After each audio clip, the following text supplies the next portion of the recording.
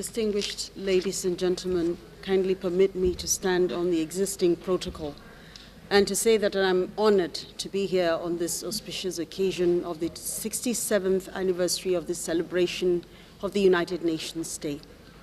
Since 1948, when the first UN Day was observed, October 24, the anniversary of the Charter of the United Nations, is an annual opportunity for peoples of the world to take stock of not just the aims and objectives of the United Nations and its work, but also to assess how the actions or inactions of nations, communities, and individuals impact on our collective ideals and principles for global development and peace.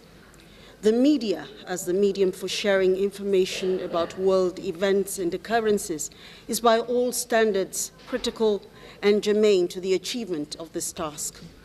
As a Nigerian, I will not hold brief for the world's multitude of media establishments. I can only draw from the pool of my 2.5 decades of experience in international media practice.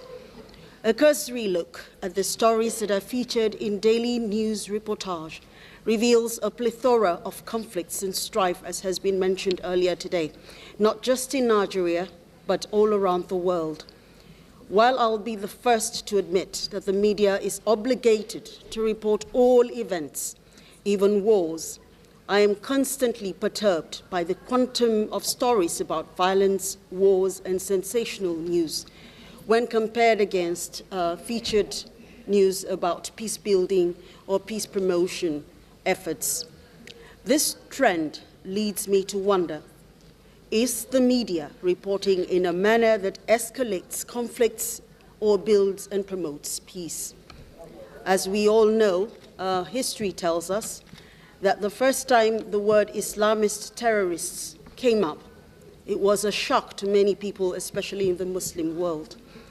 Yet, because it is something that contradicts the term and the principle of Islam, yet that's what we call them, Islamist terrorists. Mr. Bandel, I think Rabbi Bandel, elucidated on some of these facts when he was talking earlier. And he says that it is those who profess to have God with them that will never stop. So they use the name of religions to propagate their woes. My second question that keeps bothering my mind is the world witnessing a paradigm shift in journalistic practice away from the core principles of cohesive developmental journalism and the promotion of peaceful coexistence? Is the concept of peace journalism now obsolete? And how sustainable is our world for this generation and future generations without peace? I think Dr. Kraft, when he was speaking earlier, and Madam Gandhi beside me here, have alluded to a need to rethink the ethics of journalism practice as we know it today. These are fundamental issues that the media must address if we are to reinvigorate the concept of building and promoting peace, not just for our immediate benefit, but for generations to come.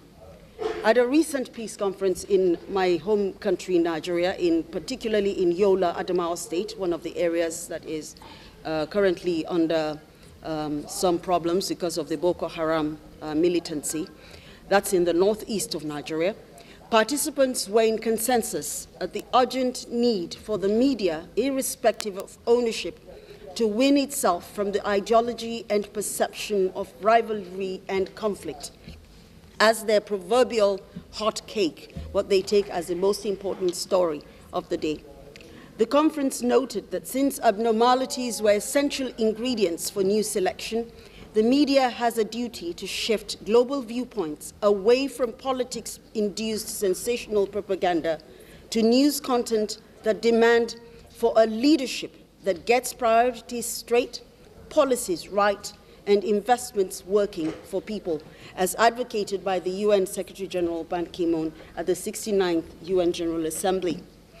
Once again, I think the fact remains that for all of us who practice the journalism profession, the media must, as a matter of urgency, continue to nurture the seeds of hope, reinvigorate the ethics and principles of journalistic practice by speaking out against the spiraling violence and conflicts that are afflicting our world.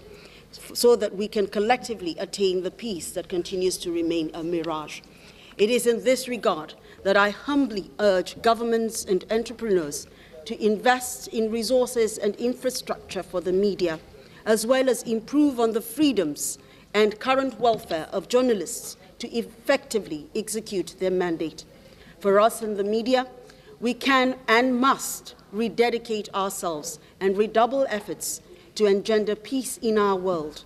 After all, peace has no color, no creed, no race, no religious or political shade. We all stand to benefit from a world where peace reigns. And to assure Professor Tariq Ramadan, who spoke much earlier, we may be few and maybe even very infinitesimal in number, but more and more journalists I know and are working with and know from other countries of the world are continuing to tell stories that not just tell what is happening right now, but are trying in their little ways to set agendas for nations and leaders of the world. Our impact is small, yes, but our resolve is unwavering. I thank you for your attention and wish everyone a peaceful and fruitful day.